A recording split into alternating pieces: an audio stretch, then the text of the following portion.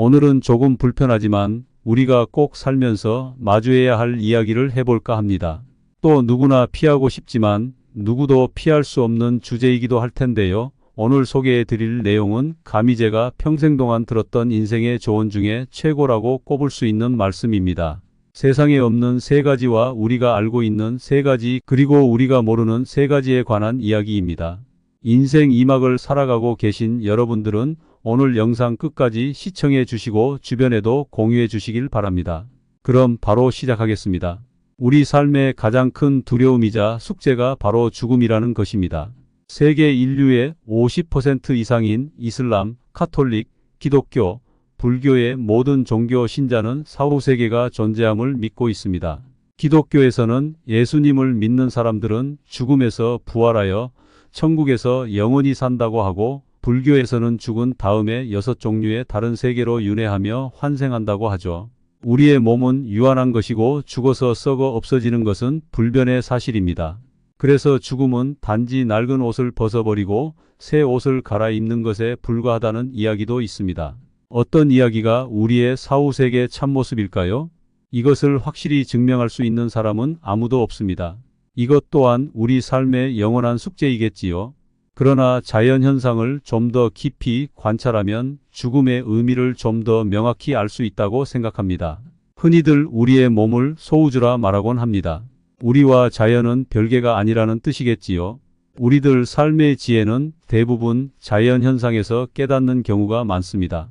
나무들이 봄에 새싹을 틔우고 여름에 푸른 녹음을 이루고 가을에 아름다운 낙엽과 탐스러운 열매를 맺고 겨울에 잎이 지고 땅에 떨어져 썩어 흙으로 돌아가며 다시 봄에 새로운 생명을 싹 틔웁니다.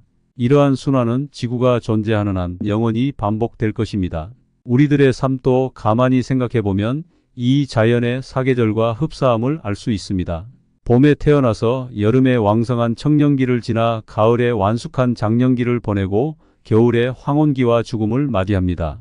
자연의 사계절이 반복해서 끊임없이 순환하듯이 우리의 삶도 나고 자라고 늙고 죽음을 반복하며 영원히 이어지는 것으로 생각합니다.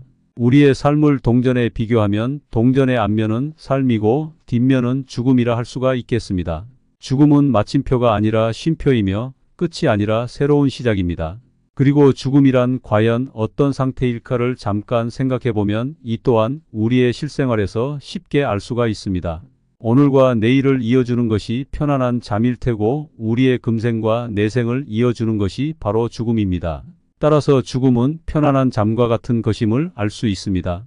결론적으로 죽음은 삶의 끝이 아닌 영원한 삶의 일부이며 새로운 삶을 위한 편안한 안식이고 죽음 또한 삶입니다. 죽음을 또 다른 삶으로 그리고 새로운 삶을 위한 편안한 안식으로 받아들이면 죽음을 두려워하거나 슬퍼할 이유가 없어지겠죠. 나의 행복한 삶을 위한 사랑이며 축복으로 감사하게 받아들이면 담담하고 편안한 마음으로 받아들일 수 있을 것입니다. 또한 우리는 살면서 인생이 가난하다고 해서 부끄러워할 필요는 없습니다. 가난하다는 이유로 삶의 의지를 잃어버렸다면 이는 부끄러워할 일입니다. 늙었다고 해서 한탄할 필요는 없으나 늙었다는 이유로 아무 목적 없이 살아간다면 이를 한탄할 만하며 죽음을 앞두고 있다고 해서 슬퍼할 필요는 없으나 죽은 뒤에 이름이 쉽게 잊힌다면 이는 일일 것입니다. 인생을 두려워하지 마세요. 많은 이들이 결국 이 길을 갔습니다. 순탄하기만 한 길은 길이 아니라 낯설고 절박한 세계에 닿아서 길인 것입니다. 인생은 긴 여행과도 같다고 하지요. 생명이 탄생하여 죽음으로 끝이 나는 약 80년의 유한한 여행, 그것이 우리의 인생입니다. 내가 살고 있는 집은 나의 영원한 집이 아닙니다. 얼마 동안 머무르다가 언젠가는 떠나야 하는 한때의 여인숙일 테지요.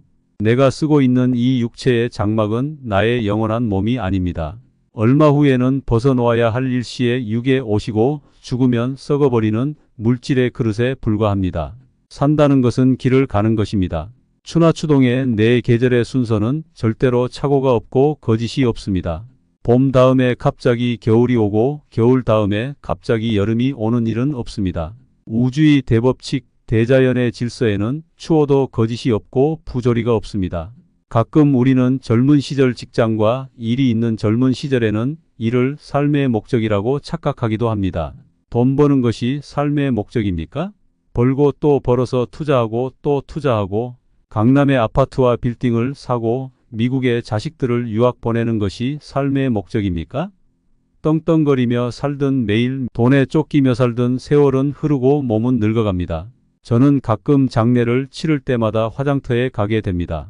활활 타는 불길 속으로 시신을 떠나보내는 그 순간 가족들은 마지막을 그리며 통곡을 합니다.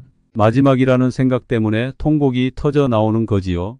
화구에서 막 내온 뼈가루는 따뜻합니다. 시신이 견뎌낸 엄청난 불길이 그렇게 뼈가루를 따뜻하게 만들었겠지요. 그렇게 한 줌의 재로 사라지게 될 것을 뻔히 알면서도 우리는 마치 영원히 살 것처럼 행동하고는 합니다. 화장터에 갈 때마다 저는 삶의 목적에 대해 생각하곤 합니다. 구독자 여러분은 어떤 목적을 갖고 살아가시는지요? 손가락에 끼는 싸구려 반지 하나도 못 가지고 가는 죽음이 마치 빚쟁이처럼 나를 기다리고 있는데 여전히 물질을 쫓아다니는 것이 삶의 목적인가요? 삶의 목적이 무엇인지를 질문했을 때 분명한 대답을 했던 한 사람을 기억합니다. 그분의 대답은 이랬습니다. 우리가 인간 몸을 받아 살아가는 목적은 조금이라도 더 성숙하기 위해서입니다. 이 세상을 살며 무슨 일이 벌어지든 내가 구애받지 않는 것을 해탈이라고 한다지요. 배를 타고 바다에 가면서도 바람도 불지 않고 파도도 치기 않게 바라는 것이 아니고 바람아 불려면 불어라 파도야 치려면 쳐라. 나는 이미 좋은 배를 마련해 놓았고 좋은 항해술이 있어 문제없다. 이런 마음가짐이 바로 해탈입니다.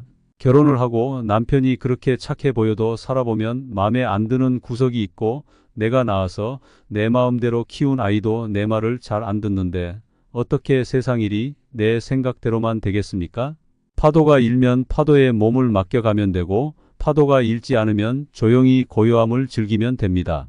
세상 일이 내 생각대로 안 된다고 전혀 구애받을 일이 없습니다. 우리 세상에는 없는 세 가지가 있습니다. 첫째는 정답이 없는 것이고 둘째는 비밀이 없는 것, 셋째는 공짜가 없다고 합니다. 그리고 죽음에 대해 분명히 알고 있는 것 세 가지는 첫째는 사람은 누구나 죽는다는 것, 둘째는 나 혼자서 죽는다는 것, 셋째는 아무것도 가지고 갈 수 없다는 것, 마지막으로 죽음에 대해 모르는 것도 세 가지가 있습니다. 언제 죽을지 모른다는 것과 어디서 죽을지 모른다는 것, 그리고 어떻게 죽을지 모른다는 것입니다. 그래서 우리는 이에 대해 평소에 생각을 해보고 준비하고 있어야 합니다. 인생길을 가면서 우리는 크고 작은 장애물들을 만납니다. 이 장애물들은 우리를 넘어뜨리는 아픔을 주기도 합니다. 한 기자가 전도자 무디에게 어떤 사람이 당신에게 가장 큰 장애가 됩니까? 라고 물었습니다. 그 물음에 무디는 지체하지 않고 대답했습니다. 그 어떤 사람보다도 무디라는 작자 때문에 가장 골치를 썩고 있어. 또한 잭 피아도 내 인생을 돌이켜보니 많은 장애물을 만났었다. 그중 가장 큰 장애물은 바로 나였다라고 말했습니다. 지금 나를 좌절케 하고 낭만케 하는 가장 큰 장애물은 무엇인가요? 장애물이라고 여겨지는 것들을 생각해 보세요. 정말 나를 가장 힘들게 하고 낙심하게 하는 것이 무엇인지 말입니다. 장애물이 나의 외부에 있는지 나의 내부에 있는지 내 인생을 곰곰이 들여다보시기를 바랍니다. 좌절시킨 장애물은 정말 누구일까요? 세상에서 가장 치열한 전투는 나 자신과의 싸움이라는 것을 기억하시기 바랍니다. 산다는 것은 태어나면서부터 죽을 때까지 복습 없는 라이브 연극인지도 모릅니다. 태어나 출발선은 다르나 목적지는 한 곳으로 가는 것이지요. 정말 소중한 것은 잃어버리고 난 뒤에야 알게 되는 것이라고 합니다. 내 손안에 있을 때는 그것의 귀함을 알 수가 없고 그것이 없어지고 나면 그제야 있었으면 좋을 텐데 그렇게 아쉬움이 남는 것이랍니다. 무엇인가 소중한 것을 잃고 난 뒤에야 아쉬움을 느껴보신 일이 있으십니까? 사람이란 그런 것이지요. 항상 손 닿는 곳에 있을 때는 모르고 있다가 내 손을 떠나고 나면 그렇게나 큰 미련으로 하염없이 아쉬워하는 것이 바로 사람의 모습이지요. 내 주위에 있는 이젠 없어도 될 것 같은 것들, 이젠 더 이상 쓸모도 없고 없어도 그다지 아쉽지 않을 것 같은 그런 것들의 가치는 어느 정도일까요? 혹시나 그것들을 잃고 나서야 후회하게 되면 어떻게 할까요? 가끔은 한 발짝 떨어져서 바라봐 줄 필요가 있는 겁니다. 호주 출신의 작가 브로니 웨어는 한때 요양원 말기 암 환자 병동에서 수년간 일하며 생의 마지막에 있는 사람들에게 후회하는 것이 무엇인가를 조사했다고 합니다. 5가지를 소개해 드리자면 1. 내가 원하는 삶을 살지 못한 것. 2. 일을 너무 열심히 한 것. 3. 감정 표현에 솔직하지 못했던 것. 4. 옛 친구들의 소중함. 5. 내 행복을 위해 노력하지 못한 것. 인생의 마지막을 앞둔 사람들이 가장 후회하는 것은 아마도 인생에 후회가 남아있도록 살아왔다는 그 자체가 후회스러운 일일 것입니다. 반복된 말씀이지만 우리는 반드시 누군가의 마지막을 겪습니다. 사랑하는 가족, 친구, 그리고 나의 죽음까지도요. 그 누구도 마지막을 피할 수 없다면 우리는 인생을 어떻게 살아가야 후회가 없을까요? 제가 앞전에 말씀드린 바와 같이 우리는 이미 알 수 있는 것과 알 수 없는 것을 알고 있습니다. 언제가 될지 모르는 마지막이지만 우리가 할 수 있는 건 매 순간 최선을 다해 후회 없이 사랑하며 살아가야 하지 않을까요? 나이가 들어감에 따라 늙어가는 것을 절망으로 느끼는 사람들이 많으실 텐데요. 늙음 속에 낡음이 있지 않고 도리어 새로움이 있습니다. 곱게 늙어가는 이들은 늙지만 낡지는 않습니다. 늙음과 낡음이 함께 만나면 허무와 절망 밖에는 아무것도 남지 않습니다. 늙음이 곧 낡음이라면 삶은 곧 죽어감일 뿐입니다. 늙어도 낡지 않는다면 삶은 나날이 새롭습니다. 몸은 늙어도 마음과 인격은 더욱 새로워집니다. 더 원숙한 삶이 펼쳐지고 더 농익은 깨우침이 다가옵니다. 늙은 나이에도 젊은 마음이 있습니다. 겉이 늙어갈수록 속 더욱 낡아지는 것이 추하게 늙는 것입니다. 늙음과 낡음은 삶의 미추를 갈라놓습니다. 글자 한 획만 다른 것이 아닙니다. 누구나 태어나면 늙어가는 것이지요. 몸은 비록 늙었지만 마음만은 언제나 새로움으로 살아간다면 평생을 살아도 늙지 않습니다. 곱게 늙어간다는 것 참으로 아름다운 인생입니다. 멋모르고 날뛰는 청년의 추함보다는 고운 자태로 거듭 태어나는 노년의 삶이 더욱더 아름답습니다. 행여 늙는 것이 두렵고 서럽습니까? 마음이 늙기 때문입니다. 마음을 새롭게 새로움으로 바꿔보세요. 늘어가는 나이테는 인생의 무게를 보여줍니다. 그만큼 원숙해진다는 것이겠지요. 늙음은 새로운 원숙입니다. 우리의 인생은 유한합니다. 지금 여러분을 괴롭게 하는 것이 있나요? 힘들겠지만 내려놓으면 가벼워지고 자유로워집니다. 결국 나를 내려놓음은 나를 다시 세우는 길입니다. 내 인생의 가장 행복한 결심은 바로 내려놓음입니다. 시간을 흐르는 물과 화살에 비유하곤 합니다. 물이 한 곳으로 흐르듯 시간도 일방통행으로 계속 흐르고 화살처럼 빠르게 지나가기 때문입니다. 그래서 기회가 오면 바로 붙잡아야 한다고도 말합니다. 시간의 또 다른 의미로 세월이라는 단어가 있습니다. 히브리어로 세월을 하샤나욤이라고 하는데 하샤나는 햇수를 뜻하고 욤은 날을 의미합니다. 햇수와 날이 모여 세월이 만들어졌다는 의미의 히브리어는 시간과 세월의 양적인 의미를 뜻합니다. 이는 시간은 누구에게나 공평하게 주어지고 사람마다 어떻게 활용하는지에 따라 시간의 가치가 달라진다는 뜻을 내포하기도 합니다. 그리고 헬라어로 시간은 카이로스로 부르는데 히브리어 단어와는 다르게 질적인 시간을 뜻하는 말입니다. 얼마나 살았느냐보다 어떻게 살았는지 질적인 가치를 일깨워주는 의미가 있습니다. 거스를 수 없이 흘러가는 것, 수많은 날이 모여 만들어지는 양적인 것, 순도와 가치가 담긴 질적인 것, 이 모든 특징을 가진 것이 바로 시간입니다. 우리의 인생은 시간과 함께 흘러가지만 이때 시간에 쫓기기도 하고 다스리기도 합니다. 그리고 개인의 가치 순위에 따라 투자가 되기도 하고 낭비가 되기도 합니다. 이처럼 시간은 각자 사용하기 나름이지만 반드시 기억해야 할 것은 시간은 지금 이 순간에도 우리를 기다려주지 않는다는 것입니다. 삶을 살다 보면 다른 이의 삶의 무게는 작고 가벼워 보일 때가 있습니다.